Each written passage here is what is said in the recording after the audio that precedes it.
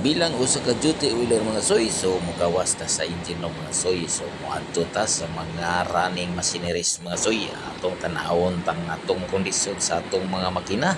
So naog ta diha mga soy, paingon ta dito sa mga miandar ng mga makina mga soy. So atong tanawon diha ang mga generator mga soy nga naka-service o na diha ato sikapon kung nabay mga abnormality noise o padayon ta diha naog paingon dito sa kinailanman mga masoy ato sa nasosihon ug sutaon ang maong mga kargo pang mga soy.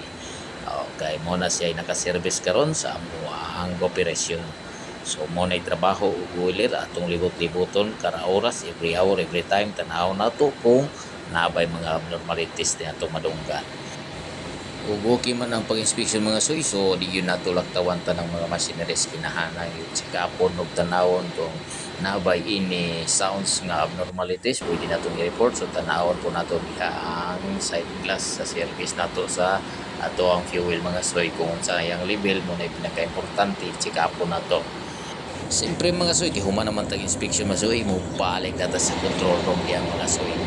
So muna yung pinaka-importante diya mga soy ang akong ipakita ninyo mo yun inahanglang mulab ni dayon ta sa kutsara dayong kutaw dayon sa tinimplang kape dayong inom kay namay dahil kape og napoy makaon. So thank you kayo for watching mga soy. God bless all.